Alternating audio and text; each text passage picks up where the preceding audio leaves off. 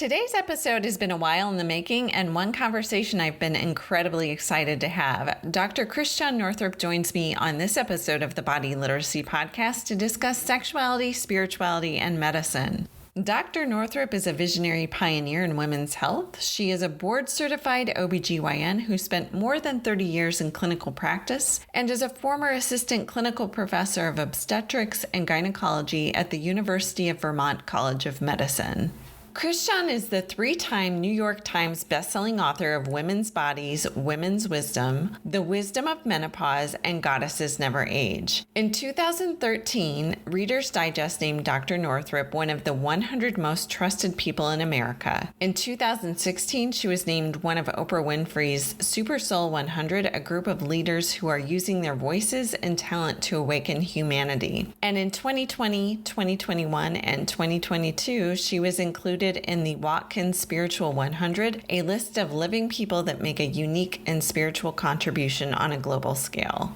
Dr. Northrup is a renegade in modern medicine, embracing body, mind, spirit, and emotions to teach women how to tune into their own inner wisdom. Referred to as a rebel, rock star, and authority on what can go right with the female body by her own colleagues, Dr. Northrup is flipping the script on conventional medicine that addresses the human body as a battlefield rather than an abundant ecosystem with the innate capacity for growth, freedom, joy, pleasure, and balance. Dr. Northrup's work has been featured on the Oprah Winfrey Show, The Today Show, NBC Nightly News, The View, Rachel Ray, Good Morning America, 2020, The Dr. Oz Show, and now the Body Literacy Podcast. Since March 2020, Dr. Northrup has worked on the front lines of the medical freedom movement and bravely speaks truths that challenge the disempowering paradigms of the dominant Western medical establishment, which largely lacks the constructs to empower patients with the knowledge of their own bodies. In our conversation, Dr. Northrup and I explore why ancient healing arts included sexuality and spirituality as part of a comprehensive mind-body-spirit approach to whole-person health, and how this separation in modern medicine contributes to poor health outcomes. We discuss relational alchemy, the role of medicalized childbirth in creating unhealthy relationships with authority, lovemaking as a means to activating the circuitry of the divine, tango as a vehicle for embodiment and the exploration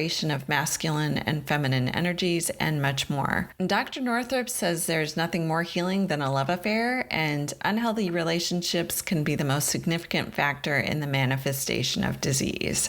And now let's dive into today's episode. Welcome to the show, Dr. Northrup. My pleasure. Thank you for having me. Yes, I've been so excited. I've been kind of like mapping out this conversation since we met a couple years ago. And I'm going to get started real quick with a story I've already told a million times. So for anybody who's a regular listener, you've already heard this. So just stick with us for a few minutes, but it's very integral to the conversation that I think we're about to have. So the long story short is, I got into mind-body medicine after my father got ill, in 2016. So, the story is he took a Viagra, which so many older men and maybe even younger men now are doing. And 2 hours after he took the Viagra, he had what we were told was a spinal stroke. Long story short, this kind of led to a series of events that ultimately led to his demise 3 years later, and to my own spiritual awakening and my involvement in the mind-body medicine community. Ironically, and certainly probably not ironically, he passed away on Good Friday in 2019, 1 year before the COVID crisis started. And I don't think that was an accident. It was also the pink full moon, which I think has some significance to it.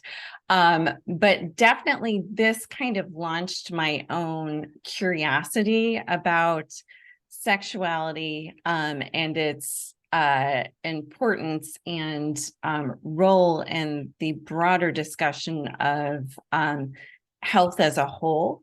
And I think, for me and my understanding of it now, sex is really the bridge between our understanding of the material world and the energetic world, because it requires the cultivation and the merging of both the physical and the energetic. And we know that our ancient ancestors, especially in the East, they very much understood that sexuality, spirituality, and health and medicine were all very integrally related. But for some reason in modern medicine, these three concepts have been completely divorced from each other.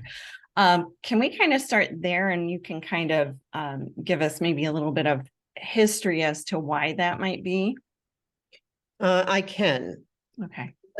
We have been taught that there's something dirty and wrong with our sexuality. I remember way back when my kids were in middle school, and I wanted to go teach in the schools about using your sexual energy and using you being the person in the driver's seat. Because when you had a culture, now back then, so let's think about how far down we've gone. Yeah. 8th grade girls, that it was not a sign of accomplishment to give a blowjob to a guy that you liked. Right. Okay. I wanted them, and I remember reading accounts of the basketball player Wilt Chamberlain bragging about the 100,000 women who had had sex with him, because these Right. were the groupies, you know, the women who would, like, somehow it was a seal of honor or your desirability that you had sex with some kind of a rock star. Yeah. The movie Almost Famous was based on the true story of a woman named, well, I think she called herself Penny Lane, but actually it was the mother of the rock star Liv Tyler, her mother, Steven Tyler's daughter, and Right. she knew who her father was until she was 13. Mm-hmm. And but her mother wrote a book about her whole experience as a groupie, you know, the followers of the band, that kind of thing, sex, Yeah. drugs, rock and roll. Right. That book was slated to come out because I wanted to go to the book signing, which was in South Portland, Maine, on September 11th, 2001. Oh my gosh. So we went from, you know, this sort of being a fly on the wall to this woman's sexual exploits with all the rock and roll bands to suddenly bam. And I remember Bette Midler at a fundraiser later on that year saying, I miss Monica Lewinsky, you know, meaning, man, I wish that we could be that petty now. Right. Okay. Now, I bring that up because I've long known that making yourself sexually available to men was how you got screwed. Yeah. So we need to understand this one.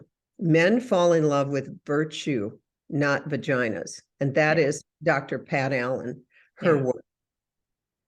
And I learned a lot when I began to teach at the Mama Gina School of Womanly Arts in New York City, about 2005, somewhere in there, 6, 7, whatever. And I was also at that time learning Argentine tango. Argentine tango is like having a 3-minute affair. Yeah. So it's all about the polarity of the receptive feminine being cherished and the masterful masculine, which is all about protecting and serving and leading and bringing those polarities together. Without those, you don't have the spark, you don't have the nitric oxide, by the way.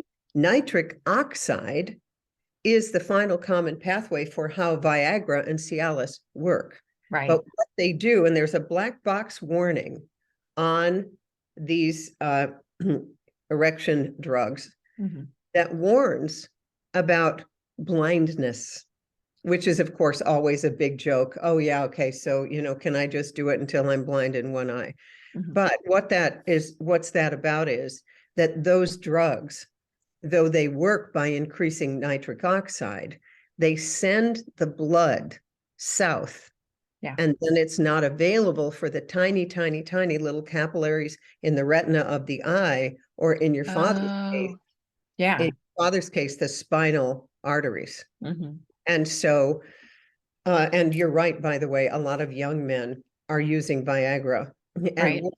And worse, what we have now in our culture is a whole epidemic of young men who cannot even get an erection without pornography. Right. So it's actually biblical. We're back to Sodom and Gomorrah here. Yeah.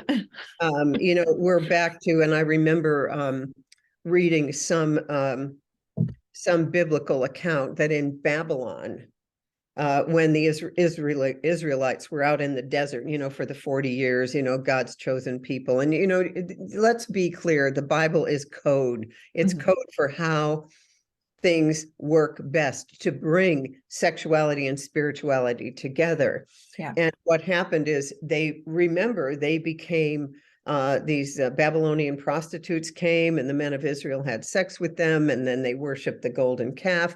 Well, that's where we are now. Mm-hmm. Look at what happened. I think at the young woman vomited, Lady Gaga, and then the other Grammys were Sam Smith dressed up like Satan. Right. We have been so far away from what is goodly and godly, and therefore, let me be very direct.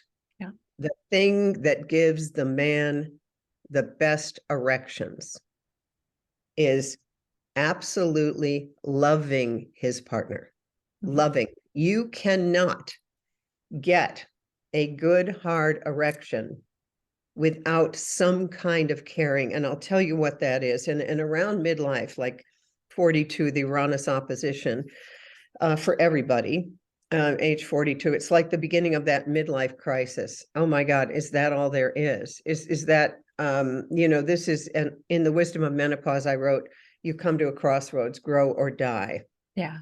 And many, many women start to wake up sexually at that time. Mm-hmm. They start to wake up, and it gets really awkward. I want to name this so that so everyone notices it. It gets really awkward when what women start to do is they start to do pole dancing on Instagram or twerking on Instagram. Yeah.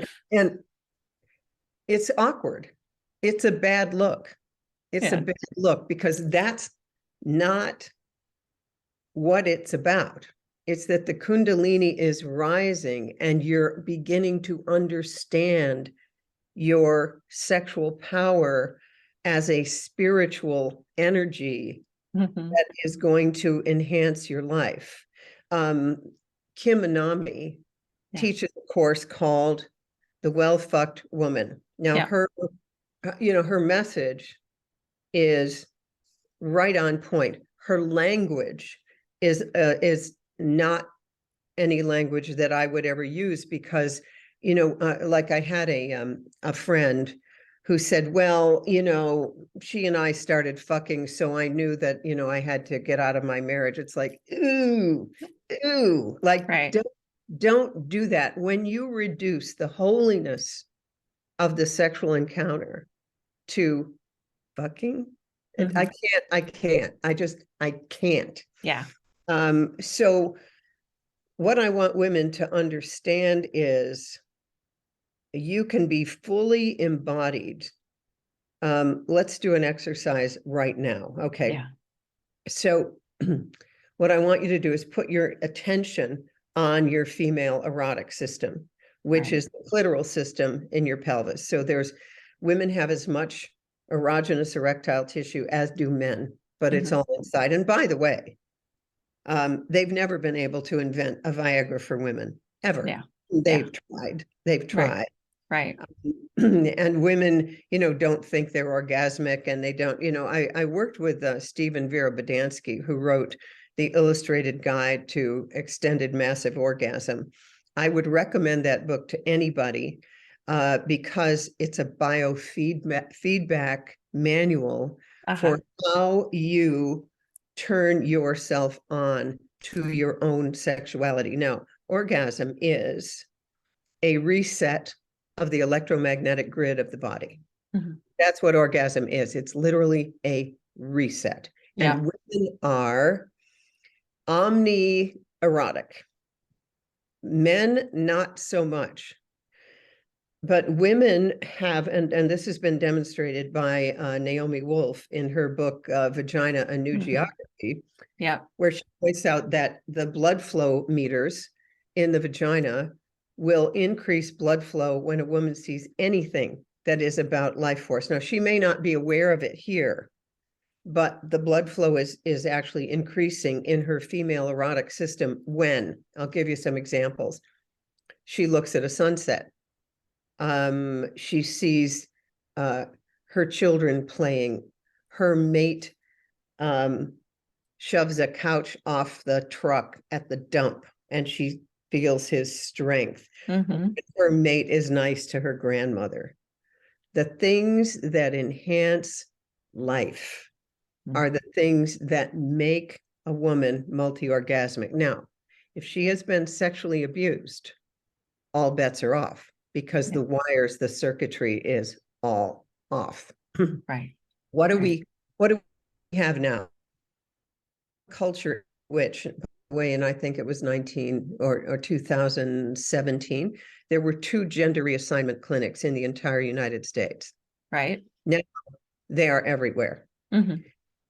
How do we, within 3 to 4 years, convince 9 to 11-year-old children that they're the wrong gender?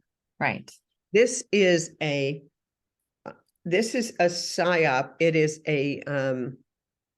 It's a war against this wonderful gift of our human sexuality. Let's be clear, everybody, that if someone's convinced you that you're transgendered and you're 11, and they put you on puberty blocking hormones and remove your breasts or remove your penis or whatever, you are never going to have children. You will never. I would not, by the way, in the years I was in practice, I wouldn't do a tubal ligation on a woman younger than 35. I wouldn't do it, because I knew that, let's say if you're 18, I absolutely will never do that. There's no way, I'll never do it. And then you turn 35 and you're going, what was I thinking? Right. And here's the other thing that you can't rent a car until you're 25. Right. So how is it that your parents will give you permission to remove your breasts when you're 11? This is okay. So this is an inversion. It's an inversion of what is true. But I will tell you that, and then we do other things. Circumcision. What are we doing? We are removing 40,000 nerve endings. That's that the prepuce is an organ. Like the foreskin, but it's an organ. Right. And I've done hundreds of male circumcisions of infants as part of my job. Right. And I would never, ever, ever, ever, ever do it again. I couldn't, in the 80s, convince anybody. I couldn't convince any parent. Now, the culture has changed. So circumcision is down to like only 60% of newborns, whereas it was 99% when I was doing those procedures. But let's be clear about all the ways that we have co-opted and inverted this God-given gift of our sexuality. We have made you feel like it's dirty, right? Be ashamed. There's all kinds of, religious stuff about it. And I remember Pia Mellody back in the 80s was talking about sexual abuse and so on. And she said, if you tell her that someone is a minister or a priest, she automatically said, sex addict. Sex addict. That's how close they are. If you are a man or a woman of God, and you're not bringing this in directly, it leaks out in a very perverted way. Look at Spotlight, that incredible movie with Mark Ruffalo about what all the priests in Boston who had been abusing young children and how long it took to get that out of there. Porn addiction needs to be treated. No 12-year-old boy or girl should even look at it. Right. It's like what Andy Weil said years ago about cigarettes. He said, it's the one thing that I would tell people, don't even try once. Yeah. Because there are certain types of people that when you inhale a cigarette, boom, it goes right to the brain, and you Right. are almost instantaneously addicted to nicotine. Well, it's the same with porn. It will hijack your ability to have the incredible relationship that you can have with that pleasure bond, bringing you together with your beloved. Now, it's much better, let me be clear on this. It's much better for a woman, I only know the woman part of this, it's much better for the woman to be celibate with another person, but having lovemaking sessions with herself. It's much better than sleeping around randomly. Yeah. This does not work. I'll tell you how I view that. It's like, or let's say when you're in polygamous. Now, there may be a couple individuals in the world, a couple women who are truly polygamous, and I'll give them that if that works for them. Yeah. I'm talking to here the women who want true intimacy, the women who want the best sex of their lives, and they want it to continue as a love affair for their entire lives. You cannot have that with multiple lovers. You cannot have that. It's like putting muffins in the oven. This is life force energy. So that's the cooking, and constantly opening the door, see if they're done. When I've known couples, back in the 70s, 80s, we have an open marriage. Yeah, good luck with that. Good luck with that.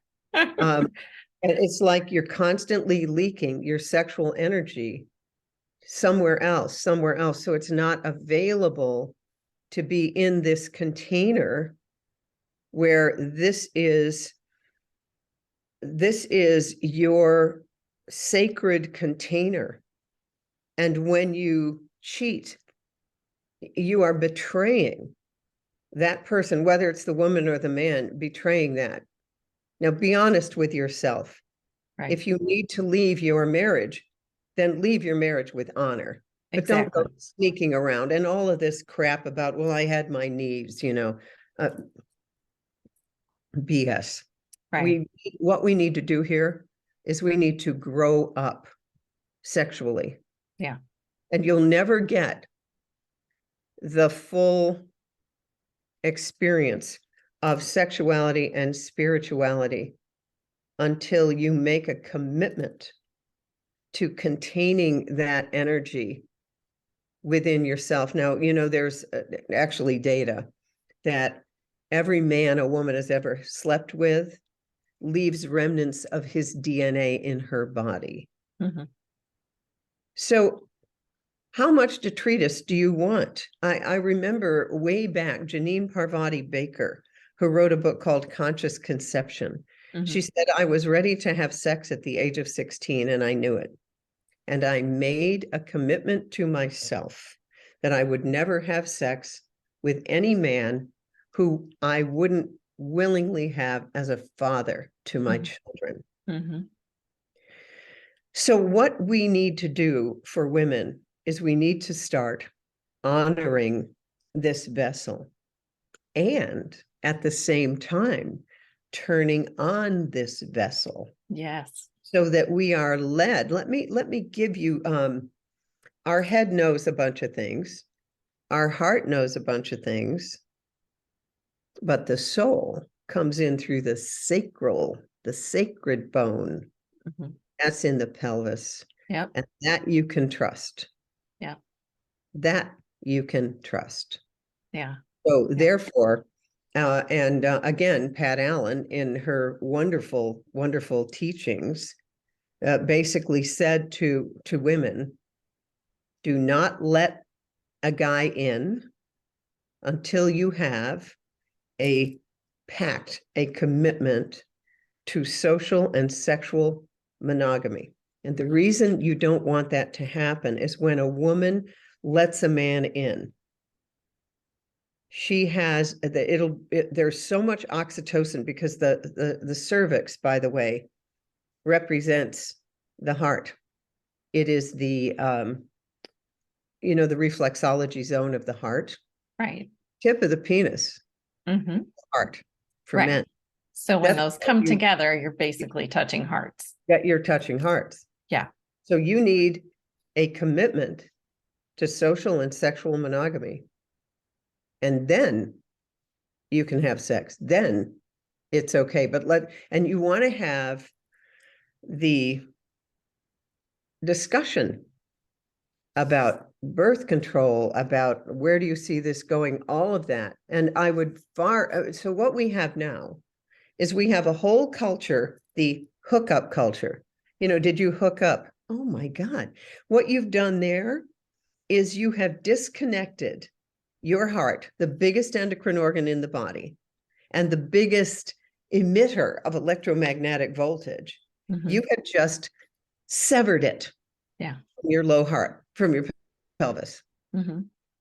So it's the absolute decimation of the family unit. Everything in I was talking to my friend Kevin Jenkins, who is head of the Zelenko Foundation and also was founder of the Urban Global Health Alliance out of Newark, New Jersey. Yeah. And he said, I have never met a single politician who was pro-family in their policies.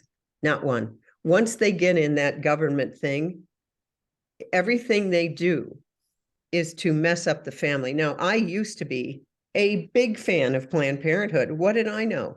I didn't know they were selling baby parts. I didn't know that Margaret Sanger was a eugenicist. Right. That story has been completely flipped. What we need to do is everything we can do to support the pleasure bond of a couple, which then goes out to the entire family unit. Yep. It literally uplifts everybody, but you've got to contain it. You've got to contain it. So here's what I tell women. There's an exercise in the Bodansky's book, and it's called Visiting Dignitary. So I want to give women something to do while you are making yourself irresistible and magnetic to the right partner. Because, by the way, the egg puts out a signal and invites in the sperm, and it's the egg that chooses the partner, and the egg then will rehabilitate the chromosomes in the sperm if necessary. The egg literally has the ability to repair any defects in the male sperm. And not only that, the egg has enough food for the 3-day cycle spiral down the fallopian tube until it embeds in the placenta. And boy, at this point, we've got to remember all of this divine biology, because it has been hijacked beyond belief. Just so that people know, the current COVID thing has an 85% miscarriage rate if you get it during pregnancy. Yeah. So therefore, we've got to remember this wisdom. Okay, so visiting dignitary, and I'm going to take you through this exercise. Okay. Visiting dignitary is you create your boudoir as though there was some visiting dignitary. And in the past, I would have said, like maybe the Queen of England, but now I know too much about those people, so I would never have those people. But someone that you really respect, someone, or even your mother-in-law is coming, but you're just going to make it look beautiful. Yeah. And maybe flowers and incense or a scented candle. And then you begin a process with candlelight, perhaps, is look in the mirror and begin to admire areas of your body that you can admire, like maybe the skin on your shoulders or your eyes or some part of you, and then begin caressing that part of you. And then what you want to do is get into bed, and then just through clitoral stimulation, You want to breathe in a certain way, relax, relax, relax, and then work toward having an orgasm within 30 minutes. That will turn on your entire body. Now, you don't have to have the goal of an orgasm. Your goal is to wake up the erotic tissue in your body. That is your goal. The clitoris is just the tip. It's just the tip, but it's connected to crurai roots along the labia inside. The so-called G spot should be called the sacred spot. You won't be able to feel that until you're turned on, and you feel it by squatting down and just underneath the pubic bone at 12 o'clock. If the pubic bone is 12 o'clock, yeah, you can feel it, and it's a raised area about the size of a quarter. That area has nadi, they're called, acupuncture meridians that go all the way up to the pineal gland, which is where the DMT, the most addictive substance in the universe, lives. Yeah. In the pineal gland. And most of us have a pineal gland that has been calcified and shut down. Yeah. Fluoride in the water. Chlorine. Everyone needs more iodine, by the way. Yeah. And the best iodine is SSKI, supersaturated potassium iodide, from morgellonsdirect.com, Morgellons, Morgellons, Morgellons Direct, or the heritage store of the Edgar Cayce people, because Edgar Cayce came up with a type of iodine. We all need way more. The other thing that awakens your pineal is sun gazing. Now, you got to start very, very small. And at sunrise or sunset, let's say the last 10 minutes before the sun sets, or the first 10 minutes after it rises, you just stare at the sun directly. Now, you can start with your eyes closed. Over time, you can work up. My friend Gene Decode does an hour at noon. Wow. And eyesight was completely perfected as a result of that. He never needed glasses after that. But it does, remember, everything that you're told to avoid is probably the thing you need. You need to be doing. Yeah. Yeah, you need to be doing. Didn't Bill Gates wanted to block out the sun, didn't he? Yeah, absolutely. With his nanoparticles. Yeah. Right. He's just doing another thing now, Bill Gates, while we're on to Bill. Right. Collecting the belches and the farts of cattle and having masks on cattle. It's beyond belief. And then there's the ecto womb that they want to grow 30,000 babies per year, so you can have a designer baby, kind of making your avatar. So all of these things are anti-life, and I want you to know that. So what we're talking about is connecting with the energy of God, of God. And so when you are doing this lovemaking, it is you turning on the circuitry of God in your body. And when the time is right, you can then share it with another person. But what we women have been taught is that energy is all about the guy. It's all about the guy. It is not. It's all about you. Right. And that's what will attract the guy to you. What will not attract the guy to you, trust me on this, is twerking on Instagram. And I'm really, really sorry to have to break it to you. I understand the impulse. I absolutely understand the impulse, because when you are awakening to your sexual self, which I said happens for many women, what do we do, right? You go to school, and then you go to college, and maybe you have some hookups, but whatever you have, I don't know. I mean, my daughter's saying to me, because I look at movies where, they're on the first date and then, they're in bed together.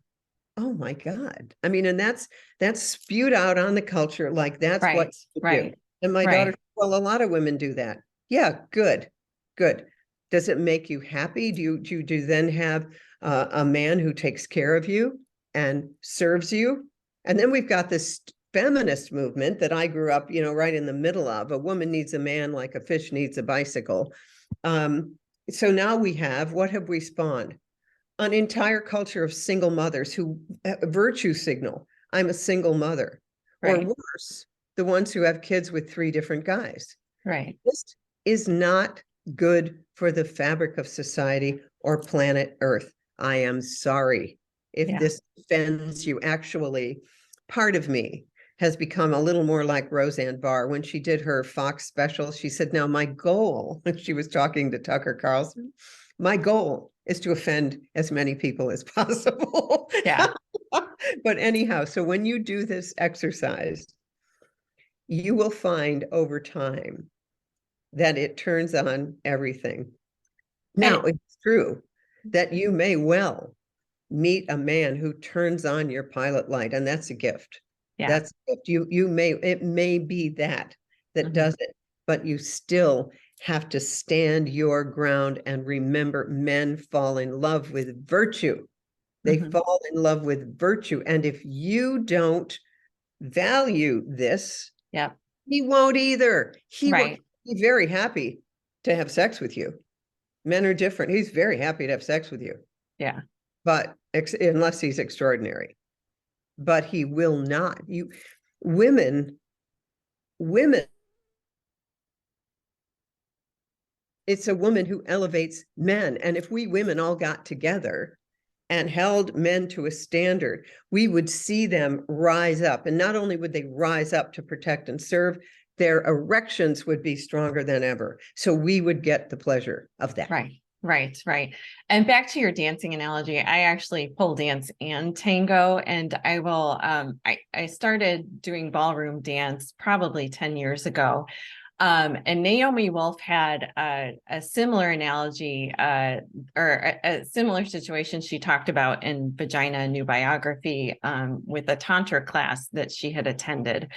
And I think this phenomenon that I noticed when I was doing the ballroom dance was there were men who you would normally not find attractive at all, but who were amazing leads and did exactly what you said in terms of being able to read a woman's body and know what she wants. Yes. And suddenly he lit up in this most beautiful masculine way that much more attractive men did not have that same quality or that ability to lead a woman. So I completely understand what you're saying there. And there's so much that I think can be gleaned from participating in any kind of ballroom dance, but especially tango. Tango was my favorite. So absolutely. And you know what the man does, as you know, it's like surfing. And you're the wave and they're the board, and they're surfing according to what you desire. And that is so embodied. You've had that experience like I've had with tango. It's not intellectual. And I have to tell you, it was harder for me to learn tango than to go to medical school, do an OB-GYN residency, because I lived here. And so it took a lot for me to sink down. And Argentine tango is all about where you're really leading from is the hips. Yeah. And, you know, so it's 2 hearts moving as one. And you're right.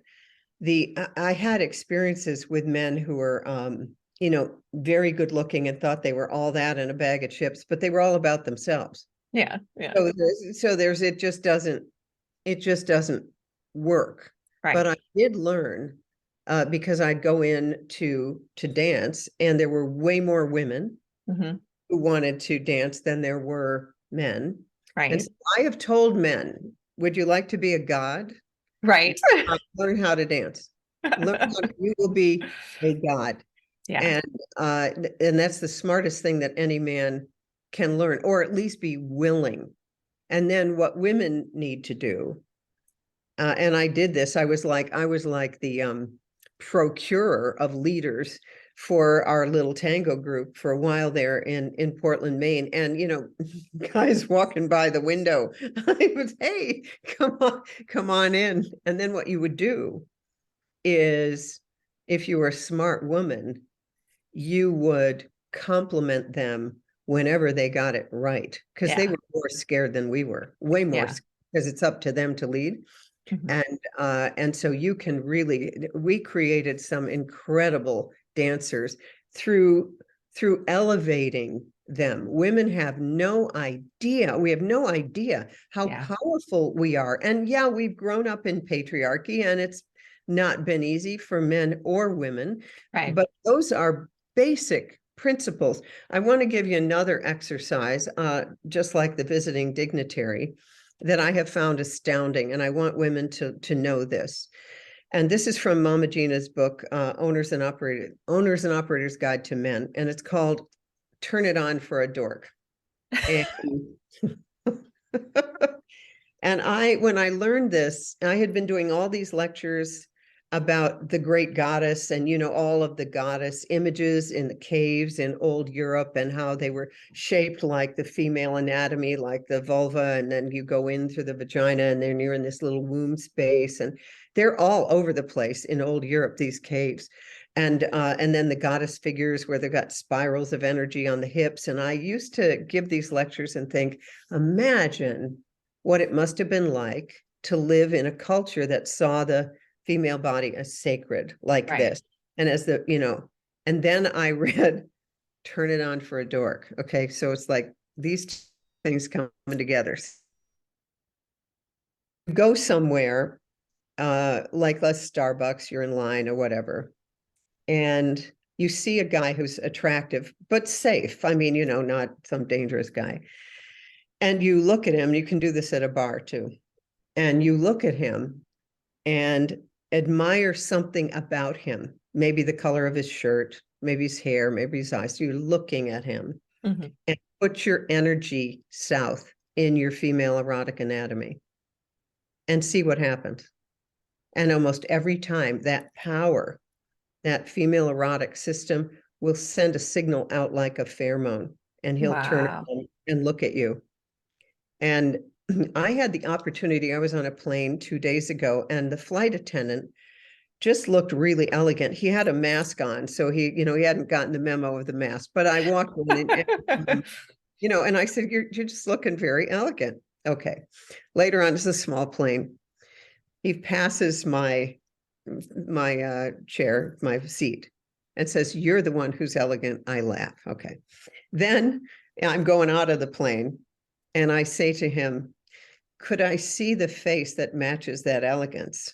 And he takes down his mask. He's really good looking. I said, "Ooh, way better than I expected." I mean, we can do those. That Mama Gina taught that flirting is the art of enjoying yourself in the company of another. Yeah. We uplift the world in that way. Just like, a little kid on the plane, if you've had a 3-year-old who's peeking up and you flirt with the kid the whole plane ride. Yeah. It's like that. So we need to become more playful. But anyway, you will find, and then the other thing is the eye gazing is the same signal as the egg gives out. And if there's a man you're interested in, and this because it has to do with the capaceo in tango, and that is, you make eye contact. That's how you invite the dance, is that the man makes eye contact with you. 10 seconds, if you can hold it. And it's really hard to do. It's really, you're going to start to feel so embarrassed, but it works every time. So we have to practice keeping our mouths shut and just using our eyes. This is the feminine power. Yeah. And you learn that in tango. But when I was in Buenos Aires, I would think, this is the horrible part. You think he's looking at you, and then he comes over, you stand up, but he was, looking at the woman. Yeah. And then you're back in the 8th grade. You got to go to the ladies' room and, take a moment to deal with your shame. Right. Right. Oh, goodness. Nothing is more confrontive than learning Argentine tango as a woman older than 25. Yeah. If you're 25, you can have 2 left feet. It doesn't matter. That's just biology. And I decided I was going to have to break through that and bring in all of my feminine power, which is there at any age, by the way. It's there at any age. I want to just hold this up for people. This is a book I wrote called Goddesses Never Age, and chapter 11 gives the whole female pelvic anatomy and what to do. And you can, at any age, I swear to you, you can turn all of this around. It's weird. I was looking, Jupiter just conjuncted Chiron or something, and there's an astrologer I follow, and he said, so go back to May of 2009, and this is a upper level on the spiral of May of 2009. So I did that because I keep journals, and I went back, and there was a quote from my mother: what man would ever be interested in an older woman? And I thought, wow, boy, have I ever transformed that particular lie. Right. But that's what all of us women right now, I think, are we're transmuting, is all those messages. And the messages are, it's too late for me. Mm-hmm. You know, if I haven't done it now, it's too late for me. Yeah. That ship has sailed.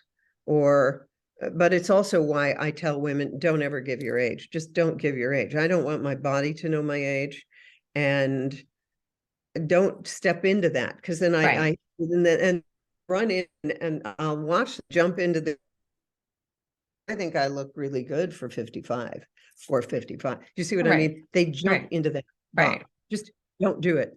Be ageless, be a goddess, bring in everything that you can. Now, another experience I had at Mama Gina's, and this is back to Viagra, we had a woman taking the course. She was in her 70s, and she was taking the Mama Gina course of way back, the School of Womanly Arts, and, you know, COVID, of course, ended all that.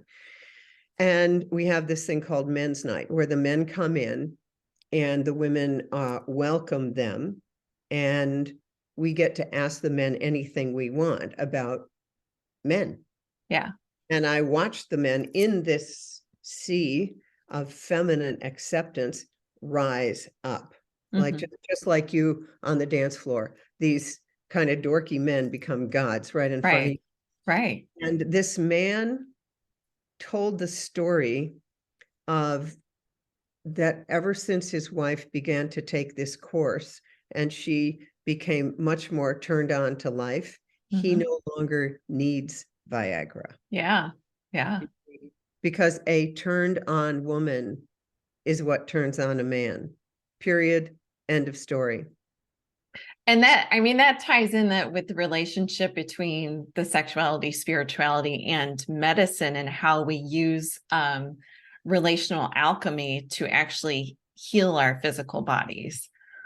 Oh, that's really good. And that is really, really true. Yeah. There is nothing more healing than a love affair. Yeah. But or nothing more damaging than, as you would say, an energy vampire. That's correct. That's correct. Right. So for all of you empaths out there, the trap is that a narcissist will see who you really are, and they will know that you are a source of narcissistic supply forever. And you will do anything to get them to love you. And they will, you know, there are 30-year marriages where the woman did everything, hoping to bring out the gold that she saw in this man who's never going, you know, a fixer-upper sort of a thing. All right. Someone who's never, ever, ever going to rise up. Yeah. But she'll keep trying. And that is what drains women. These are the men who my friend Amy calls them, they're like, they stay and they use up all of a woman's fertile years, where she keeps thinking he will commit, he will da-da-da-da. And then she gets to like 42 and she's finally had enough. And she finally leaves. And he marries a 22-year-old and they begin to have a family. Because as long as a woman is not putting herself first, these are the men who you will stay around. You want them You want them to make a commitment and they're not doing it. When a man tells you who he is, believe him. Yeah. Believe him. Yeah. And you say, look, I am looking for a monogamous, committed relationship so that the two of us can create alchemical heaven on earth. Yeah. And if Yeah. you're not that, if you're just looking for a booty call, I'm not interested. Next. Right. And remember, for those dry spells, and Kim Anami talks about the fact that sometimes the most sexually fulfilled women are the ones who've just been with themselves. So I want you to practice this, what the exercises I've just told you, and there are many more, and Goddesses Never Age, so that you are prepared for when the divine masculine steps into your life. Right. Yeah. Yeah. And you can, it's very odd with the whole COVID thing because so many social situations not only shut down, but then changed. Yeah. So we're going to be building, I believe, we're going to be building new kinds of movies, new kinds of theaters, new kinds of social interactions, but they'll be based more on what is wholesome and what is pure and what a new medical system too. oh well the medical system. I've stepped so far away from the medical system. I gave my license back in 2015. Yeah. Too. The medical system is completely co-opted. So what do we do to women? Antidepressants completely inhibit your ability to experience an orgasm. Yeah. Yeah. I had a woman who was listening to me in 2020 to my sort of nightly little ministry. And she said to me, well, she said, I took one of these and she said, now I can't feel a thing. And she was in this great relationship, where she was just having the best orgasms of her life, which by the way, women having the best sex of their lives are in their 60s, 70s, and 80s. Let me be clear on that. Because they know their worth, they know their value, they're not rushing, they're not trying to, whatever. And so she sent me, and I'd been talking night after night after night about, what to do. And then she said, well, I did my own research and I got this thing and now I can't feel a thing. Can you help me? And it's like, no, I'm really, I'm sorry. I gave you what I had and you made your own choice. And so many women listening, I know, will think that it's too late for them. And I just want you to know, it doesn't even matter to me if you've had whatever. Yeah. God can heal anything. So remember, spirituality and sexuality are the same energy, but you need to bring it way down. Yeah. That's why by the way, the word masturbation means to defile with the hand. Isn't that disgusting? Yeah, I've always thought that word in and of itself just needs to change. Like it's not a pleasant word. So the word is self-cultivation. Yeah. That's what the Taoists have called it, self-cultivation. There's things you can do with a yoni egg. There's all these different egg exercises. There's the vaginal weightlifting, which you just get a crystal egg with a hole through it, and then you put in dental floss, and you can add various weights, and you can really, really, really strengthen all of your pelvic muscles. It's really a very, very good thing to do. Because it will prevent urinary stress incontinence and all of that. We've got to bring the energy down. Yeah. Really, we do. And live from there. Now, Mama Gina called it, being in your pussy. Again, these are words that are hard. They're hard for people because they've been so abused. Right. The principle is correct. The principle is correct because what you find is many women, particularly those college educated, MD, PhD types and all of that, do not know how to live embodied that way. So the exercises that I'm recommending allow you to become embodied. And it's a practice. It takes practice, and it will bring up any sexual abuse. 1 in 3 women has been raped. And if we weren't raped physically, our self-esteem has been raped. But as medical intuitive Carolyn Mace said, there actually isn't a being on earth who hasn't been raped in some way. Right. Self-esteem. Well, and back to your point to circumcision earlier, I think if we take a different cultural look at so many of the medical practices we have in place, especially that one, and how that one in particular is performed, we can see that even in medicalized context, just because we're validating it through the lens of medicine, in any other context, we would call certain practices sexual assault or rape. But because we've validated it through this massive system and said it's necessary for X, Y, or Z, we're not calling it that. We're using language to do a dance around it, sort of. That's right. And by the way, American pediatricians are not taught male anatomy. Let's just take a moment on this because it'll help someone. Yeah. Prepuce does not separate from the glands from the top of the penis, sometimes till age 6 or 7. Yeah. So when you forcibly retract the foreskin to, quote, keep it clean, what you're actually doing is you're actually scarring it so that the child is much more apt to need a circumcision later because you have iatrogenically caused what's called from doctors opposing circumcision that mothers can put on the diaper, I'm intact, don't retract. Because if you take your kid into the emergency room, let's say with croup or whatever, you would not believe how often the doctor, they're going in for an upper respiratory, and the doctor takes off the diaper and retracts the foreskin. What is that? That is sexual perversion in a culture.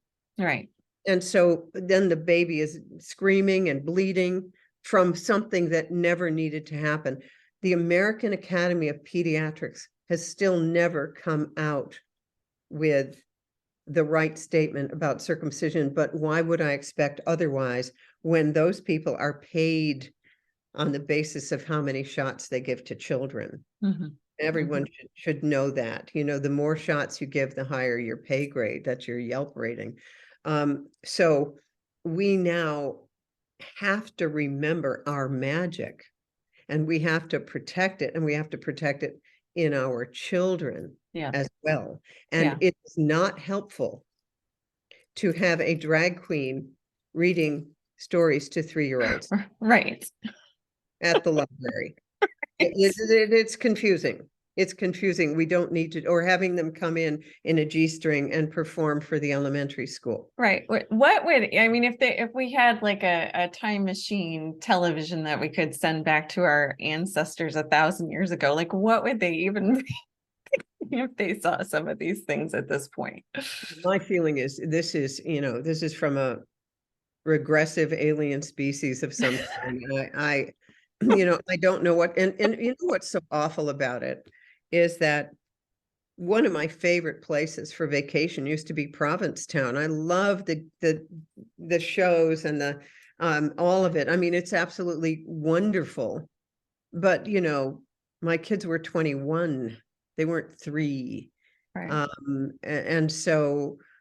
And then the trans thing, I know 2 trans individuals are absolutely wonderful. That, the Native Americans always said there are 2 spirit people. And it's not, I don't think it's that common, but you don't have to make an 11-year-old think that they're that. And neither of these people went in for the medical stuff. Right. They were just, and it's funny, the energy of someone, one of the trans people that I know did not transition to female until he was like 30, but he always go back and forth. He could always go back and forth whenever he wanted to. And that never had problems with that. No one would. Well, the brain hasn't even finished developing until mid-20s, correct? That is correct. And sometimes I don't think it's developed ever. Right. This is true. Yes. This is true. Yeah. Right. Right. Do you think medicalized childbirth sets the culture at large up for outsourcing our own agency and having a very unhealthy relationship with our perceived relationship with authority figures? Oh, without a doubt. In fact, think about it. Childbirth is the end result of sex. Mm-hmm. So therefore, it is possible to birth orgasmically. Mm-hmm. It's not common, but down at the farm with Ina May Gaskin, I think 25% of women birth orgasmically. Yeah. Yes, childbirth is the absolute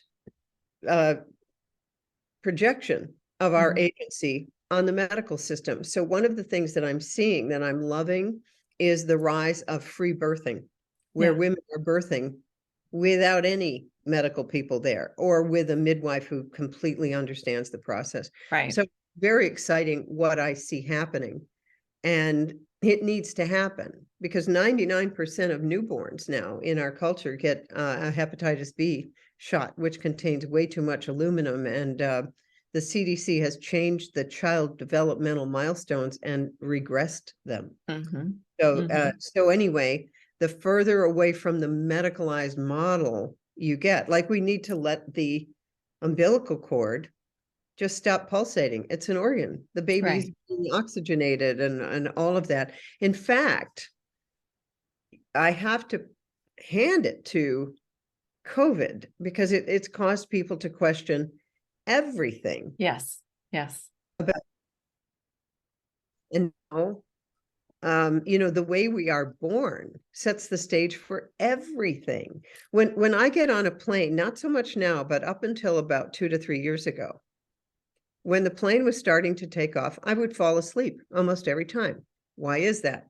I'm in a tube, we're going somewhere, and it recreates my birth, which was fully drugged from twilight sleep, seconal and scopolamine. My mother didn't wake up till 3 days later. That's the way it was back then. So that was in my body. Oh, we're moving somewhere, boom, time to go to sleep. So the way you're born sets the tone for everything. Yeah. And we now have, a 25 to 50% C-section rate. Women don't trust themselves.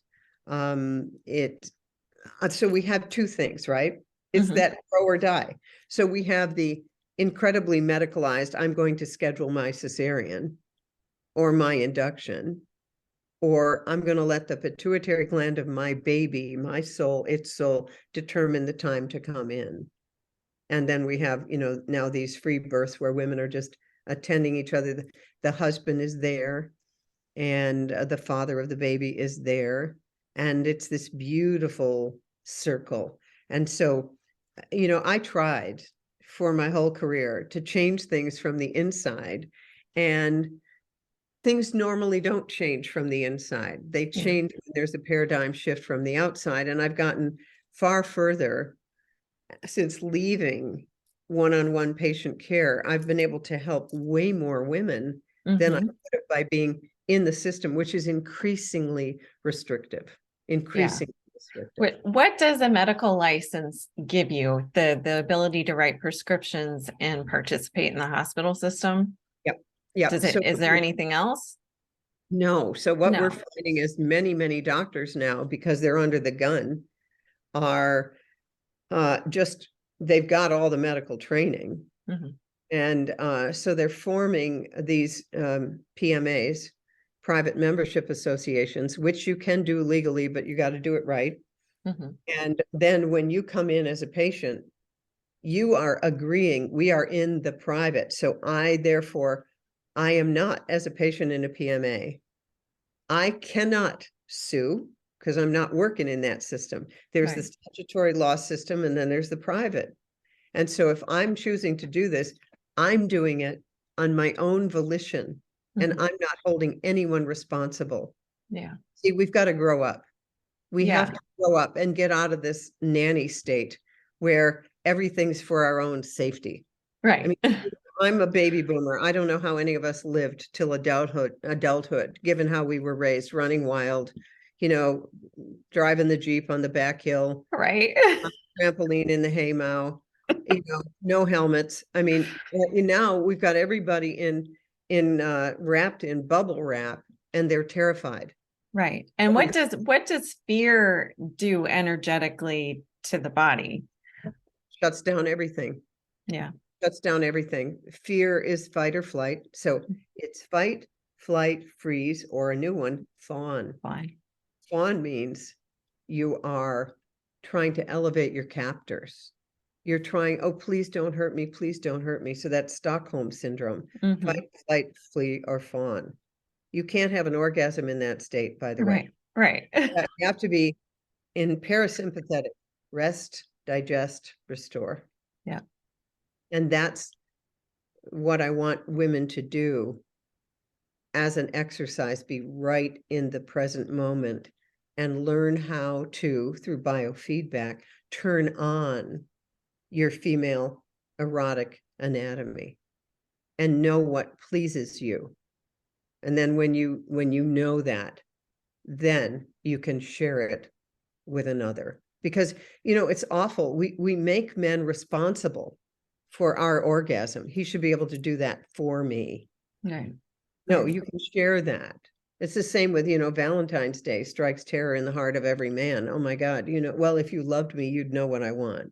Right. Well, the truth is, I was riding to the airport in Michigan with a guy who was, worked on he's a lineman, with the electrical company. Uh-huh. He said he was at a rocky place in his marriage, and the therapist just told him to that book on love languages.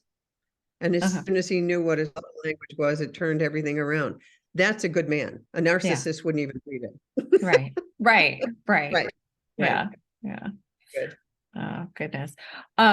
Science is supposed to be the study of the natural world. And I think what we have come to term supernatural is really just natural, but and our ability to access these higher states of consciousness, kind of like what you were saying earlier with the pineal gland. I don't think most people even know that their pineal gland has been poisoned in the first place, much less what it actually does. But we see all these like kind of mystical accounts, again, back to antiquity, and think that, our ancestors must have just been superstitious or stupid or whatever, when really I think that they just had a much less toxic world that they were living in, and they had access to creating DMT in their own biology without external substances. When we really have the ability to do that on our own, do you see sexuality as a way to access that, and as a way to further have an understanding of the science of our biology and how much more we actually have the ability to access than what we've been convinced through this kind of cultural conditioning? Oh, absolutely. Absolutely. I think we can live in a far more orgasmic state, but you're never going to get there unless you're outside, you're barefoot, you're in the water, you're in the waves, you are living in nature, and the stars and the sun literally are bombarding us with information and photons that turn on our body. By the way, men in ancient Greece ran barefoot, they ran naked on the beach to get the sunlight reflected up to their testicles, which would raise testosterone levels. When you're out in the sun, it raises testosterone levels. And they called that practice aeronation. Mm-hmm. So we have to learn all that stuff again. Yeah. And Kim Anami talks about genital sunning a lot. And they've done studies with men's testosterone levels. And when they are exposed to sun, the testosterone levels go up quite significantly. So there's all kinds of things that we can do. So that's exciting. Yeah. Well, this has been a great conversation, Dr. Northrup. Is there anything we have not touched on in terms of sexuality, spirituality, and medicine that you think would be important for our listeners to know about? There's one thing, and it's I think it's chapter 6 in Think and Grow Rich by Napoleon Hill. Okay. That is that your sexuality and your money are connected. You know, when they have the belly dancers shake your money maker, the second chakra is money, sex, and power. Yeah. And in Think and Grow Rich, he points out that no one ever did well financially unless they were able to sublimate their sexual energy and turn it into creative projects. So remember, while you're waiting for Mr. Right, who you might be living with now, and you're going to uplift him, upgrade him, just remember that your sexual energy is the energy that creates worlds, and it creates money, and it creates abundance. So you might read that chapter in Think and Grow Rich, because it's key. Yeah. And that's it. All right. All right. Real quick, what is your vision for the future of medicine, and how do you think our understanding of the concept of life force energy might start permeating true healthcare? First of all, the current system that we have needs to be completely dismantled. Yeah. It needs to go away. It needs to go away. It's based on Rockefeller medicine from 1910 and the Flexner Report. Yeah. So you can read that. And then they demonized and shut down naturopathic, homeopathic medical schools, the women's medical schools, anything natural. It's going to be a resurrection of Tesla technologies, med beds, being in nature, naturopathy, homeopathy, acupuncture, herbs, all of the medicines of the earth. Yeah. And the only thing you're going to need a hospital for is like a multiple trauma. Medic's great at that. Right. ICU kind of things. We're good at that. We got to keep that part. The other part, well baby checks, just the opportunity to be inducted into the medical industrial complex. That needs to go. So I think that within, I would say 5 years, we won't even recognize it. And because pharma will no longer be running the ship. You should understand that all the medical journals, you want propaganda, that's the medical journals, the current medical journals. So I would say to people, stop lashing yourself to the deck of the Titanic. It's going down. Yeah. These are exciting times. Like I think we all kind of went through a process where we were like angry about what was happening, but I think there has been a shift in energy, and I'm really encouraged by what I'm starting to see. So I think the tides are changing. Dr. Northrup, if people want to find you online, where can they find you? And I know you have a wonderful product line you might be able to share with us real quickly. It's my Amata Life, AMATA life.com. You can find everything at drnorthrup.com. But I do want you to know about this vaginal moisturizer that I created, because it was such a trip to create. It was when I was learning tango and all of that stuff. Yeah. And I went to Thailand and, visited the places, herb Pereria mirifica, miracle herb. I knew this needed to be in a vaginal gel. And I swear to you, this stuff turns on the whole vaginal and female erotic system. And then after you've used it a while, you don't need to use it anymore. So that's the vaginal moisturizer. We have a warming kind and a regular kind, and that re-estrogenizes the entire vaginal area. And then we also have a supplement, a pill that you take. Sometimes that's all it takes to even re-moisturize the vagina. It helps with dry eyes. It helps with sleep, with all of that stuff. And also, because there are estrogen receptors all over the skin, our skin cream contains the Pereria mirifica. It lands on the beta estrogen receptor, not the alpha. So it's not a growth hormone. It's not associated with the stuff you don't want. Yeah. And I found my sister had some pelvic surgery, and they wanted her to take a prescription estrogen cream. The prescription was $350. Our stuff does the same thing. Yeah. Get it over the counter. So, check out our website, amatalife.com, but drnorthrup.com is where you can subscribe to our free newsletter. And then I have a Substack. It is a paid Substack, $10 a month. And that's just me giving day-to-day tips for living, how to, deal with the zombie apocalypse and, Right. stuff that we're going through. Yep. So The things we need to know these days. Right. Yeah. So, oh, wonderful. Well, it has been an absolute pleasure. You are always lovely to talk to. And I so appreciate the time that you've lended to our audience to share your wisdom. And I'm sure we'll be talking again in the future. great. All right. Thank you so much. Thank you, Dr. Northrup. Bye-bye. Bye. This podcast is for informational and entertainment purposes only. Any statements and views expressed by myself or my guests are not medical advice. The opinions of guests are their own, and the Body Literacy Podcast does not endorse or accept responsibility for statements made by guests. If you have a medical problem, please consult a qualified and competent medical professional. As always, I hope you enjoyed this episode of the Body Literacy Podcast. Be sure to subscribe and sign up for updates over at jenmayo.com.